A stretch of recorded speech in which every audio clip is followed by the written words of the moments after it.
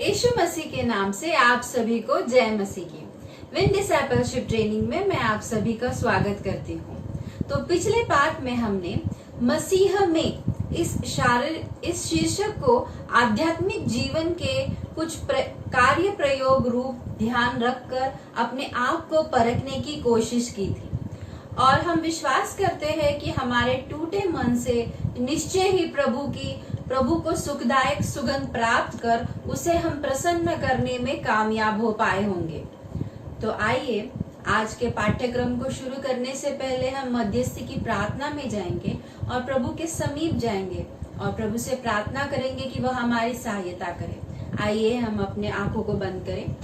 हे हमारे पवित्र पवित्र जीवित परमेश्वर, तेरे नाम को हम धन्यवाद देते हैं, तेरे नाम को हम ऊंचा उठाते हैं। पिता परमेश्वर, अब तक आपने हमको संभाले रखा है सारे दुखों से, सारे कष्टों से और विशेष रूप से पिता परमेश्वर जिस महाभयानक महामारी से हम जूझ रहे हैं पिता परमेश्वर और सारी दुनिया इसके अंदर पिता परमेश्वर जिस प्रकार से चिंता और कष्ट में है पिता परमेश्वर, लेकिन फिर भी आपके वचन से आप हमें आपकी सहायता से और आपकी कृपा से हमारी सहायता कर रहे पिता परमेश्वर, इसलिए हम आपको धन्यवाद देते हैं पिता परमेश्वर। हमारा विश्वास है पिता परमेश्वर कि आपका वचन ही हमें अच्छी तरह से रखता है और हमें सामर्थ प्राप्त करता है पिता परमेश्वर, हम विनती करते हैं पिता परमेश्वर, आपके चरणों के पास आते हैं पिता परमेश्वर और हम आपको सहायता मांगते हैं पिता परमेश्वर। जो आपकी सेविका पिता परमेश्वर, आज हमारे जो शिक्षक है पिता परमेश्वर, विन डिसाइपलशिप के हमारे मैडम शांति राउते मैडम, इनके लिए मैं विनती करती हूँ पिता परमेश्वर, जो कि ये बहुत ही महत्वपूर्ण आत्मिक मानना हमारे जीवन में वह लेकर आती है और जो मेहनत वो करते हैं पिता परमेश्वर, उनको आप आशीषित कीजिए, आपके ज्ञान बुद्धि और सामर्थ्य से उनको भर दीजिए पिता, आपके पवित्र आत्मा द्वारा उनको चलाइए पिता और होने दीजिए पिता, उनके द्वारा आपके नाम की स्तुति और आपकी ही महिमा होने पाए पिता परमेश्वर। और जो सेवकाई आपने उन्हें और उनके पति को और उनके परिवार को दी है पिता परमेश्वर, मैडम और सर को आप आपके आशीषों से उंडेलिए पिता परमेश्वर, उनके परिवार को भी आपके हाथों में देती हूँ पिता परमेश्वर, उनके परिवारों को आप चलाइए पिता परमेश्वर। और पिता जो उन्होंने सोचा है पिता परमेश्वर, ये योजना उनकी नहीं बल्कि आपकी योजना को वो कार्य कर रहे हैं पिता, इसलिए आप उनकी सहायता कीजिए पिता परमेश्वर। मैं आपसे विनती करती हूँ कि ये कार्य करने में पिता परमेश्वर जो भी हमारे साथ भाई बहन जुड़े हुए हैं पिता परमेश्वर, उन्हीं सभी को आपके हाथों में देती हूँ पिता परमेश्वर, जो अपना मूल्यवान समय दे रहे हैं, जो अपनी मेहनत इसमें, जो अपनी बुद्धि इसमें लगा रहे हैं, उन सभी को मैं आपके हाथों में देती हूँ और धन्यवाद देती हूँ कि आपने सेवकाई के लिए उन्हें चुना है और आपने उन्हें चलाया है पिता परमेश्वर। विशेष रूप से मैं मांगती हूँ पिता परमेश्वर हमारे मेथोडिस्ट चर्च नांदेड़ के लिए पिता परमेश्वर, हमारी कलीसिया को आप आपके हाथों में ले लीजिए पिता परमेश्वर, विशेष रूप से हमारे डीएस सर को आपके हाथों में लीजिए पिता परमेश्वर, इस कलीसिया को चलाने के लिए सहायता और मदद कीजिए, आपकी स्वर्गीय ज्ञान बुद्धि का आत्मा उन्हें प्रदान कीजिए पिता परमेश्वर। कलीसिया और कलीसिया के हर एक छोटे बड़ों को हम आपके हाथों में देते हैं पिता परमेश्वर, हर एक दुखी परिवारों को और हर एक टूटे हुए हृदय को आपके हाथों में देते हुए पिता परमेश्वर, विशेष रूप से पिता परमेश्वर ये ट्रेनिंग में जो भी हमारे सहभागी है पिता परमेश्वर, हर एक प्रतिभागी को आपके हाथों में देती हूँ पिता परमेश्वर, उनके हृदय को आप ग्रहण कीजिए, उनके आत्मा को आपके हाथों में लीजिए पिता और सब कुछ आप संभालिए पिता परमेश्वर, ताकि वह आपके अच्छे शिष्य बन पाए और आपके रीति से चल पाए और जो आपने आज्ञा दी है उसे पूरी कर पाए पिता परमेश्वर। पिता हम तो कुछ नहीं है पिता, हम तो केवल मिट्टी है पिता परमेश्वर, इस मिट्टी को आपने आपके कार्य के लिए चुना है पिता परमेश्वर, इसलिए हम आपका धन्यवाद देते हैं पिता परमेश्वर। पिता आगे का सब समय आपके हाथों में देती हूँ पिता, आज का वचन जो हमारे आदरणीय शांति राउते मैडम की ओर से जो हम तक आने वाला है, इस वचन को आप आशीषित कीजिए, जो वचन ग्रहण करने जा रहे हैं तो आज सुनने वाले कान दीजिए और ग्रहण करने वाला हृदय दीजिए पिता परमेश्वर, कि हमारा ज्ञान दुनिया की हमारा मन जो है पिता दुनिया की चिंताओं में ना भटके पिता, लेकिन आपके वचन में रहे और आपके वचन में हम लवलीन रहे पिता परमेश्वर। ऐसा आप होने दीजिए, आपके पवित्र आत्मा द्वारा चलाइए। आगे का सब समय आपके पवित्र हाथों में देते हुए ये छोटी सी विनती हमारे तारणकर्ता और उद्धारकर्ता हमारे जीवित यीशु मसीह के नाम से मांगती हूँ, सुनिए और ग्रहण कीजिए, आमीन। आज हम विन शिष्यता मैनुअल के पार्ट 6 सीखेंगे, जिसका शीर्षक है शिष्य तथा उसके संबंध। इसे हम 2 भागों में सीखेंगे। आज के भाग के पहले में आपके सामने हमारी शिक्षिका मिसेस शांति राउते के विचारों को रखना चाहती हूँ। वह कहती है, मैं उन सब भाइयों का जो इन पाठों को इस YouTube चैनल पर हमारे साथ सुनते हैं सम्मान पूर्वक धन्यवाद करती हूँ कि आप इस पाठ्यक्रम को हमारे साथ बने हुए हैं। यह पाठ्यक्रम मुख्यतः महिलाओं के लिए तैयार किया गया था, इसीलिए हम इसमें बदलाव नहीं कर सकते हैं। आप सहमत होंगे कि किसी भी पाठ्यक्रम के साथ ईमानदारी यही होती है कि उसकी बनावट के अधिकार को बनाए रखे जाए। हमारे पाठ्य के मुद्दे बाइबल पर आधारित है, इसलिए जबकि हम इसमें शिष्य शब्द बार बार आता है, फिर भी हमारा विश्वास है कि यह सब सुनने वाले भाइयों को भी लाभदायक होते हैं। आपकी सहिष्णुता के लिए हम आपके आभारी। इस पाठ 6 में भी इस पाठ्यक्रम की बनावट के कारण इसमें मात्र पत्नी के पति के साथ के संबंध पर शिक्षा दे रहे हैं। तथापि हम अपने आदरणीय पुरुष श्रोताओं के लिए यहाँ कुछ शास्त्र भाग प्रस्तुत करना चाहते हैं कि जिनके अध्ययन के द्वारा आप मसीह यीशु के शिष्य के रूप में एक अच्छे पति की भूमिका को निभा सकेंगे। आप कृपया इन वचनों को नोट डाउन कीजिए। उत्पत्ति इसका 2 अध्याय और 18 वचन, उसी तरह उत्पत्ति 21 और 24 वचन, उसी तरह सबोपदेशक उसका 9वां अध्याय 9 वचन, उसी प्रकार मलाकी 2 अध्याय 14 और 16 वचन, 14 से 16 वचन, और उसी प्रकार नीति वचन उसका 31 अध्याय और 28 से लेकर 31, और उसी प्रकार पहले कुरिन्थियों इसका 7वां अध्याय 1 से लेकर 40 वचन, इफिसियों इसका 5वां अध्याय 22 से लेकर 23 वचन, 25 उसी प्रकार उसका 25 वचन और 28 से लेकर 33 वचन, कुलुसियों इसका 3 अध्याय और 19 वचन, उसी प्रकार पहले तीमुथियुस इसका 5वां अध्याय और 8 वचन, और अंतिम में पहला पत्रस इसका 3 अध्याय और 7 वचन। परमेश्वर अपने इन वचनों के अध्ययन को लाभदायक बनाए। तो चलते हैं आज के पाठ्यक्रम में। हम आशा करते हैं कि आज हमारे परिवार के लिए और विशेषकर हमारे बच्चों के लिए, बच्चों के साथ के संबंध के लिए हमें वचन से लाभदायक शिक्षा जरूर मिलेगी। ऑडियो क्रमांक 11 पार्ट 6 खंड 1। मैं शांति राउते आज आपके लिए विन शिष्यता मैनुअल से पाठ क्रमांक 6 का पहला खंड प्रस्तुत कर रही हूं। पाठ का शीर्षक है शिष्य तथा उसके संबंध। संबंध अर्थात रिश्ते। मुख्य पद है रोमियो 12:18। लिखा है, जहां तक हो सके तुम अपने भरसक सब मनुष्यों के साथ मेल मिलाप रखो। इस पाठ की प्रस्तावना बहुत ही उत्तम है। आपसी संबंधों के लिए सर्वोच्च उदाहरण दिया गया है। त्रिएक परमेश्वर के आपसी संबंध का उदाहरण दिया गया है। माना कि यह बात हमारे समझने के लिए भले ही कठिन हो, परंतु परमेश्वर त्रिएक परमेश्वर है। व्यवस्था विवरण 6:4 में हम पढ़ते हैं कि इस्राएल को आरंभ में ही बताया गया था कि परमेश्वर एक ही है। जी हाँ, परमेश्वर एक ही है। परंतु इसके साथ ही हम संपूर्ण बाइबल से यह भी समझते हैं कि वह त्रिएक परमेश्वर है। 3 व्यक्ति, पिता, पुत्र और पवित्र आत्मा, फिर भी वह एक ही परमेश्वर है।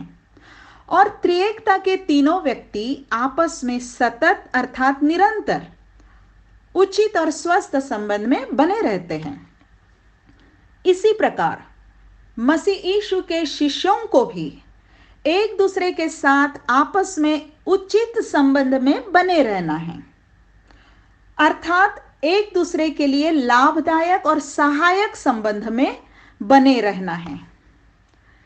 इस पाठ में 4 महत्वपूर्ण संबंधों के बारे में बताया गया है जिन्हें शिष्य को विकसित करना अनिवार्य होता है। संबंधों को विकसित करने का अर्थ होता है आपसी रिश्तों को अच्छा बनाना और अच्छा बनाते जाना और मजबूत बनाते जाना। पहला संबंध अपने पति के साथ का संबंध, दूसरा संबंध अपने बच्चों के साथ का संबंध, तीसरा संबंध अपने परिवार के अन्य सदस्यों के साथ का संबंध, चौथा संबंध अपने परिवार से बाहर के लोगों के साथ का संबंध। आज हम इनमें से पहले 2 संबंधों पर सीखेंगे। पहला संबंध शिष्या का अपने पति के साथ का संबंध। शिष्या यदि विवाहिता है तो उसे अपने पति के साथ के संबंध को महत्व देना है और उसे विकसित करते जाना है, अर्थात और अच्छा बनाते जाना है। इसमें हमें 7 बातें बताई गई हैं। पहली बात, स्मरण रखिए कि शिष्या का विवाह उसके जीवन की अन्य बातों के समान ही परमेश्वर की महिमा और आदर करने के लिए है। पहला कुरिन्थियों 10:31 में लिखा है, तुम चाहे खाओ चाहे पियो चाहे जो कुछ करो, सब कुछ परमेश्वर की महिमा के लिए करो। यह वचन हमारे वैवाहिक जीवन में इस प्रकार लागू होगा कि हम अपने पति के साथ के संबंध में जो कुछ करते हैं वह ऐसा ही हो जिससे परमेश्वर की महिमा होगी। पति के साथ के प्रत्येक व्यवहार में, प्रत्येक बोलचाल में हम वही करें जिससे परमेश्वर की महिमा होती हो। दूसरी बात, बाइबल निर्देश देती है कि पत्नियों को अपने अपने पति के अधीन रहना है। इफिसियों 5:22 से 24 में लिखा है, हे पत्नियों, अपने अपने पति के ऐसे अधीन रहो जैसे प्रभु के, क्योंकि पति पत्नी का सिर है, जैसे कि मसीह कलीसिया का सिर है और आप ही देह का उद्धार करता है। परंतु जैसे कलीसिया मसीह के अधीन है, वैसे ही पत्नियां भी हर बात में अपने अपने पति के अधीन रहें। इसे हम 4 प्रश्नों की सहायता से समझेंगे। पहला प्रश्न, किसके अधीन रहो? अपने अपने पति के अधीन रहो, अर्थात वह आपका पति है, इस कारण उसके अधीन रहो। हो सकता है कि वह पढ़ाई, पद, वेतन या किसी और बात में आपसे कुछ कम हो, परंतु वह आपका पति है, इसलिए उसके अधीन रहो। दूसरा प्रश्न, क्यों पति के अधीन रहो? क्योंकि जैसे कि मसीह कलीसिया का सिर है, वैसे ही पति पत्नी का सिर है। यह बात परमेश्वर ने ठहराई है और हर एक पत्नी अपने अपने पति के अधीन रहकर परमेश्वर की इस व्यवस्था का आदर करती है। तीसरा प्रश्न, किस प्रकार अधीन रहो?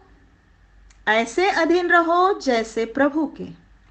इसका अर्थ यही हुआ कि आप अपने प्रभु यीशु के अधीन रहते हो तो जरूर अपने पति के अधीन रहोगे। इसका अर्थ यह भी होगा कि आप अपने पति के अधीन रहती हो, इससे पता चलता है कि आप अपने प्रभु के अधीन रहती हो। चौथा प्रश्न, किन बातों में अधीन रहो? हर बात में अपने अपने पति के अधीन रहो। मात्र एक बात या दो बात या कुछ बातों में नहीं, परंतु हर बात में अधीन रहो। और इसी से फिर अर्थ निकलता है कि हर समय अधीन रहो। यह अधीनता पति के प्रति प्रेम पूर्ण तथा आनंदमय आज्ञा पालन होता है। हर एक पत्नी को परमेश्वर की आज्ञा के अनुसार अर्थात परमेश्वर की आज्ञा का स्वीकार करते हुए पति के अधिकार का आदर करना है और पति के प्रति समर्पित रहना है। तीसरी बात, यदि पति अविश्वासी है तो भी शिष्या का व्यवहार अपने पति के साथ ऐसा होना चाहिए कि उसका मसीह समान चरित्र उसके अविश्वासी पति पर भी बड़ा प्रभाव डाल सके। इसके लिए पहला पत्रस 3:1-2 में लिखा है, हे पत्नियों, तुम भी अपने पति के अधीन रहो, इसलिए कि यदि उनमें से कोई ऐसे हो जो वचन को ना मानते हो, तो भी तुम्हारे भय सहित पवित्र चाल चलन को देखकर बिना वचन के अपनी अपनी पत्नी के चाल चलन के द्वारा खींच जाएं। इस वचन में परमेश्वर का आश्वासन है कि पत्नी का पवित्र, नम्र, परमेश्वर का भय मानने वाला स्वभाव, उसका प्रेमी तथा पवित्र आत्मा के फल के सद्गुणों से भरा हुआ सलोना व्यवहार अर्थात अच्छा, सुखदायक, साफ सुथरा व्यवहार जो परमेश्वर के वचन के अनुसार, परमेश्वर की आज्ञाओं के अनुसार है, उसके पति के विश्वास को जीत सकता है। मात्र उसके लिए ही नहीं परंतु प्रभु के लिए भी जीत सकता है। चौथी बात, शिष्या अपने आत्मसम्मान को उस सुंदर उद्देश्य में प्राप्त कर सकती है जो परमेश्वर ने पत्नी की भूमिका के लिए ठहराया है। उत्पत्ति 2:18 में लिखा है, फिर यहोवा परमेश्वर ने कहा, आदम का अकेला रहना अच्छा नहीं, मैं उसके लिए ऐसा एक सहायक बनाऊंगा जो उससे मेल खाए। यह वचन हमें बताता है कि परमेश्वर ने पत्नी को पति के सहायक की भूमिका दी है। परमेश्वर के इस वचन को और परमेश्वर के उस वचन को जिसमें पति के अधीन रहने कहा गया है, इन दोनों वचनों को एक साथ देखें तो समझ में आता है कि वह अधीनता पत्नी के लिए किसी दासत्व या हीनता के लिए नहीं है, परंतु पति के सहायक बनने के लिए है। इस सहायक की भूमिका में एक अच्छी पत्नी अपने पति से प्रीति रखती है, अर्थात अपने पति से प्रेममय, स्नेहमय व्यवहार करती है। तीतुस 2:4 में ऐसा लिखा है कि वृद्ध स्त्रियां जवान स्त्रियों को चेतावनी देती रहे कि अपने पतियों और बच्चों से प्रीति रखे।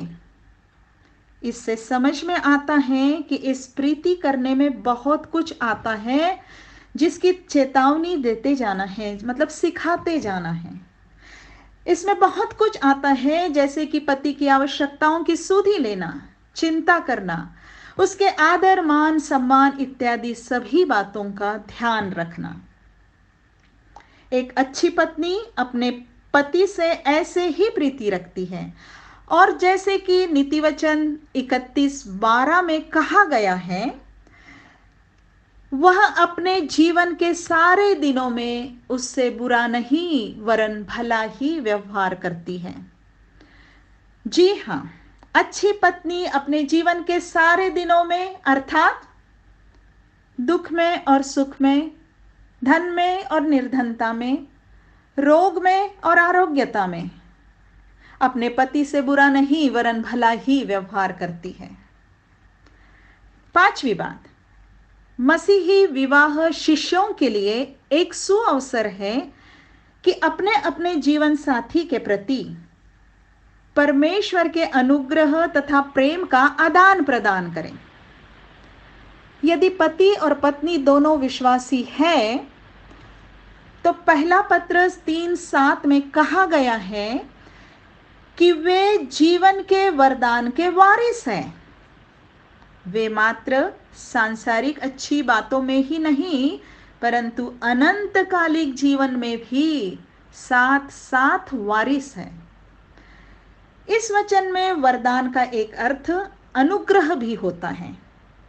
इस प्रकार विश्वासी पति पत्नी को परमेश्वर का अनुग्रह मिलता रहता है कि वे हर एक प्रकार की अनबन और असंतोष को टालते हुए या उसे क्षमा के द्वारा सुलझाते हुए अपने आपसी संबंध को आत्मिक तालमेल में बनाए रखते हैं।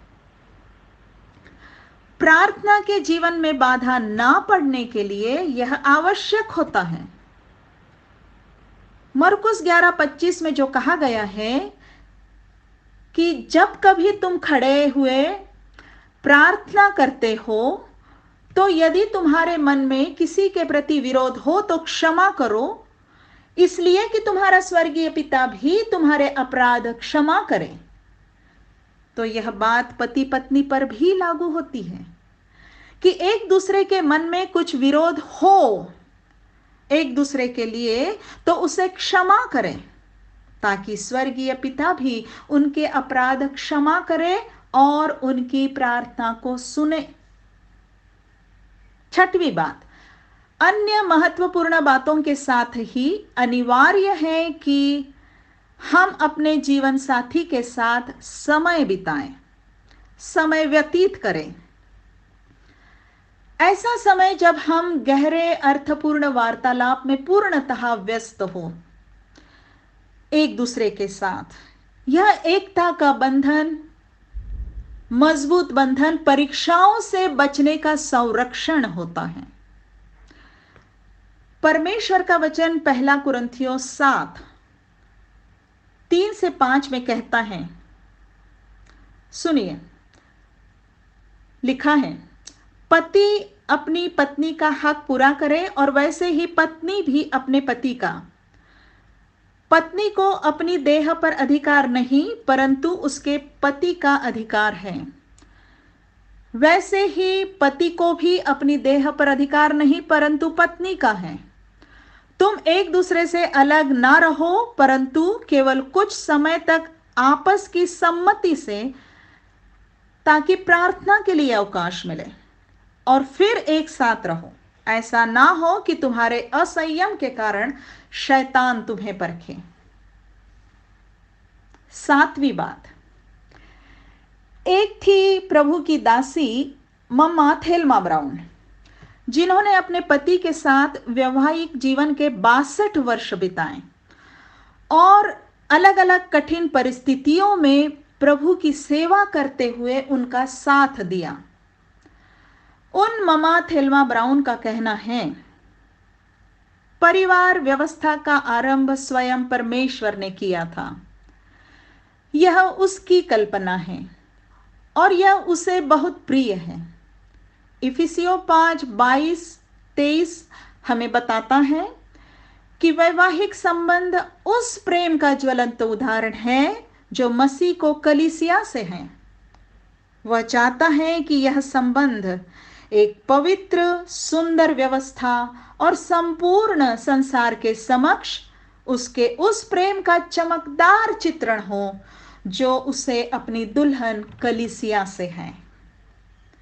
उन्हीं मम्मा थेल्मा ब्राउन की पत्नियों के लिए लिखी गई एक पुस्तक है जिसका इंग्लिश नाम है ही मैरिड अ प्रिंसेस और हिंदी नाम है राजकुमारी। उसी में से 5 विशेष बातें हम यहां प्रस्तुत कर रहे हैं। पहली बात,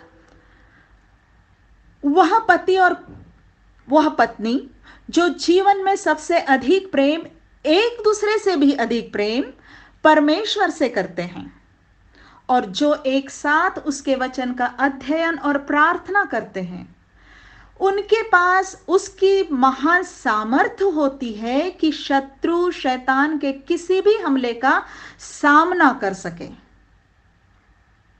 दूसरी बात, अपने पति की प्रशंसा करने की आदत डालिए।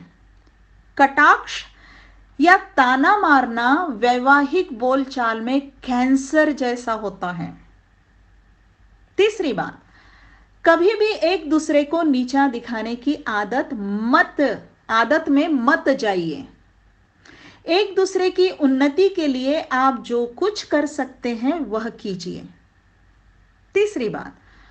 चौथी बात, अपने पति को संभालिए, उनसे प्रेम कीजिए, उन्हें परमेश्वर की घनिष्ठता में ले जाइए, क्योंकि वे संपूर्णतया आपके तब ही होंगे जब वे संपूर्णतया परमेश्वर के होंगे। और पांचवी बात, पारिवारिक जोड़ी परमेश्वर के साथ और परमेश्वर के लिए जीवित रहते हुए समय के साथ साथ आपस में और अधिक गहरी और संतुष्ट होती जाती है। और इसकी कुंजी है परमेश्वर में बने रहना। परमेश्वर के साथ है तो विवाह से अधिक सुदृढ़ बंधन और कोई नहीं है। परमेश्वर साथ है तो विवाह से अधिक सुदृढ़ बंधन और कोई नहीं है, परंतु परमेश्वर के बिना इससे कमजोर कोई संबंध नहीं है। किसी भी दंपति के लिए सर्वोच्च सलाह एक ही होगी, परमेश्वर के निकट बने रहिए। किसी भी पति पत्नी के लिए सर्वोच्च सलाह एक ही होगी, परमेश्वर के निकट बने रहिए। अब शिष्या का दूसरा महत्वपूर्ण संबंध, अपने बच्चों के साथ का संबंध। शिष्या को अपने बच्चों के साथ के संबंध को महत्व देना और उसे विकसित करना अनिवार्य है। इसमें हमें 6 बातें सिखाई गई हैं। हम इफिसियों 6:4 से शुरू करते हैं। लिखा है, हे बच्चे वालों, अपने बच्चों को रीस ना दिलाओ, परंतु प्रभु की शिक्षा और चेतावनी देते हुए उनका पालन पोषण करो। इस वचन में माता पिता के लिए 2 बातें बताई गई हैं। एक में कहा गया है मत करो और दूसरे में कहा गया है करो। तो क्या मत करो या क्या ना करो? तो कहे अपने बच्चों को रीस ना दिलाओ। और क्या करो? तो कहा गया है प्रभु की शिक्षा और चेतावनी देते हुए उनका पालन पोषण करो। तो पहली बात, हम शिष्याओं को ध्यान रखना है कि हम अपने बच्चों का शारीरिक पालन पोषण करते समय उन्हें प्रभु की शिक्षा और चेतावनी भी देते रहे। हमें उनकी उम्र के अनुसार परमेश्वर के वचन की बातें उन्हें सिखाते रहना है और उन्हें चेतावनी भी देते रहना है कि परमेश्वर के वचन का पालन करना अत्यंत महत्वपूर्ण और आवश्यक है। और इसीलिए हमें इस पाठ्यक्रम में सिखाया जा रहा है कि मत्ती 28, 19 और 20 के अनुसार हमें शिष्य बनना है और शिष्य बनाना है।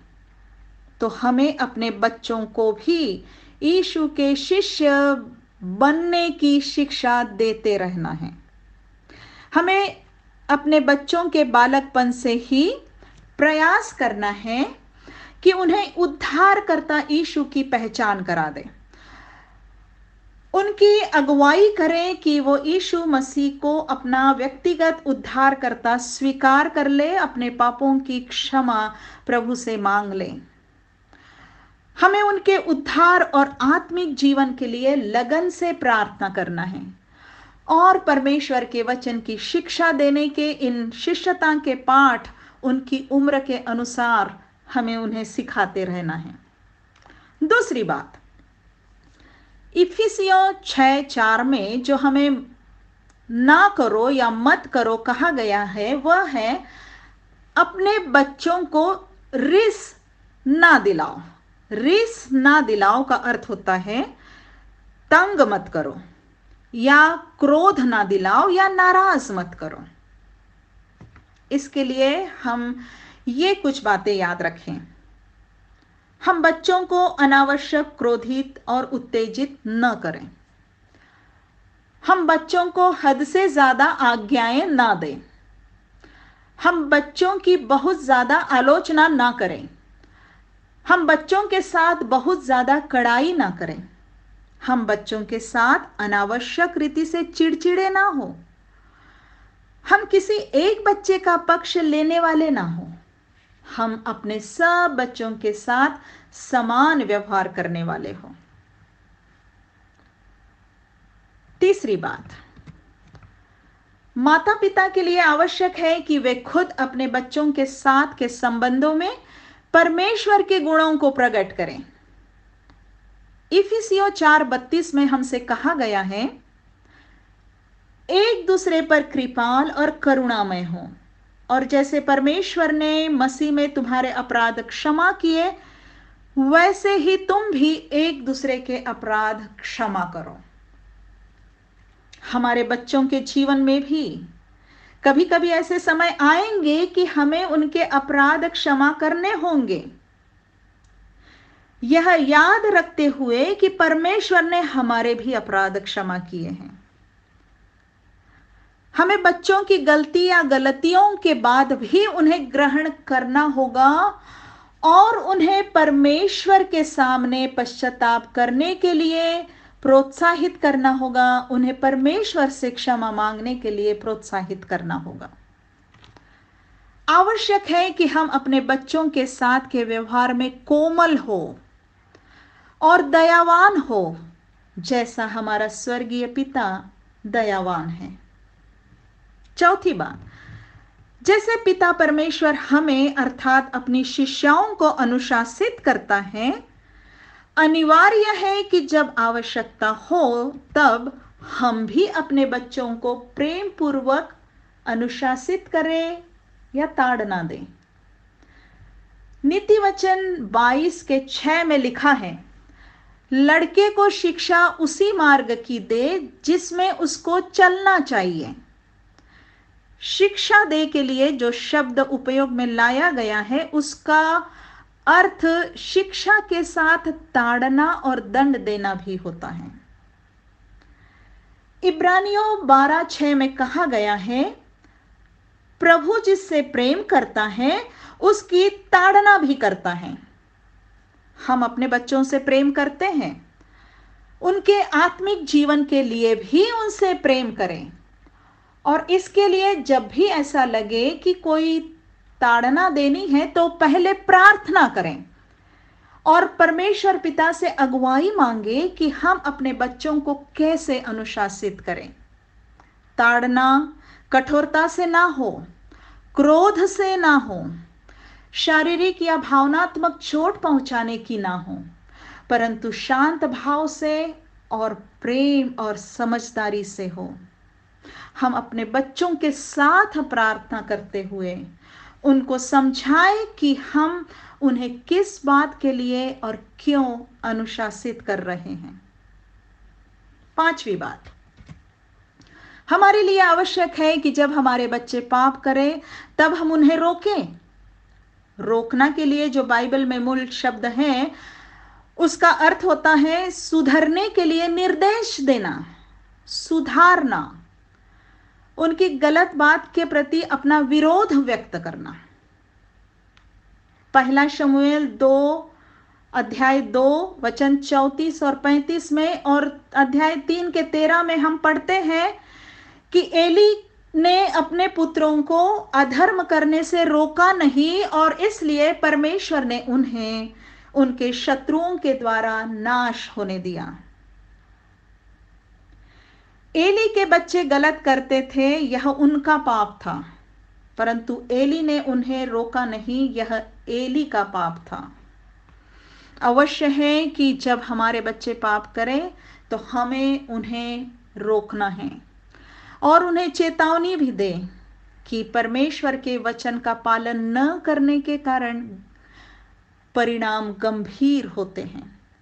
हमें अपने बच्चों को मात्र परमेश्वर के प्रेम और भलाई और आशीषों का ही ज्ञान नहीं देना है, परंतु परमेश्वर की पवित्रता, परमेश्वर के क्रोध, न्याय और दंड के बारे में भी बताना है। छठवीं बात, अन्य महत्वपूर्ण बातों के साथ ही अनिवार्य है कि हम अपने बच्चों के साथ समय बिताएं। ऐसा समय जब हम उनके साथ गहरे अर्थपूर्ण बातचीत में पूर्णतः व्यस्त हो। अपने बच्चों के साथ ऐसा समय नियमित रीति से बिताएं। इससे उनके मन में यह निश्चय बढ़ेगा कि वे आपके लिए महत्वपूर्ण हैं। हमारी बातचीत के लिए अनेक लाभदायक विषय हो सकते हैं। सर्वसामान्य बातें, उनके दिल पसंद खेल की बातें, जो भी अच्छी भली पवित्र सुहावनी मनभावनी बातें हैं उसकी बातें, जीवन की समस्याओं की बातें और समस्याओं के समाधान की बातें, परमेश्वर के अनुभवों की गवाहियां जो परमेश्वर ने आपके और अन्य भक्तों के जीवन में दिए हैं, और जो भी बातें आपके और उनके आपसी रिश्तों को और गहरा और नजदीक बनाएगी, उन बातों पर बातें कीजिए। और सबसे बढ़कर उन बातों पर बातचीत अवश्य कीजिए जो आपको और उनको एक साथ परमेश्वर में बढ़ाएगी, मसीह यीशु में बढ़ाएगी। जैसे परमेश्वर ने यूहन्ना बपतिस्मा देने वाले को इस्राएलियों के लिए ठहराया था, जैसे कि लूका 1:17 में हम पढ़ते हैं, लिखा है कि वह आज्ञा न मानने वालों को धर्मियों की समझ पर लाएं और प्रभु के लिए एक योग्य प्रजा तैयार करें। वैसी ही भूमिका हमें अपने बच्चों के लिए निभानी है। और जैसे यूहन्ना बपतिस्मा देने वाले को परमेश्वर ने उस काम के लिए एलिया की आत्मा और सामर्थ्य दी थी, वैसे ही आज हमें परमेश्वर अपना पवित्र आत्मा और अपने वचन की सामर्थ्य देता है कि हम अपने बच्चों के लिए ये भूमिका निभाएं कि हम अपने बच्चों को धर्मियों की समझ पर लाएं और उन्हें प्रभु के लिए योग्य प्रजा के रूप में तैयार करें। जब हम और हमारे बच्चे प्रभु के लिए योग्य प्रजा के रूप में तैयार होंगे, तभी तो हम सब मिलकर प्रभु के साथ अनंत काल के जीवन में साथ साथ जिएंगे। आज और हर समय हम परमेश्वर से सहायता मांगे कि हम अपने पति के प्रति और अपने बच्चों के प्रति परमेश्वर ने दी हुई जिम्मेवारियों को निभा सकें। और जब जब इन रिश्तों में कोई बोझ भारी लगे, कोई भूल या भूल चूक भारी लगे, तो प्रार्थना करें और प्रार्थना करें। आओ हम अनुग्रह के सिंहासन के निकट हियाव बांधकर चलें कि हम पर दया हो और वह अनुग्रह पाएं जो आवश्यकता के समय हमारी सहायता करें। आमीन।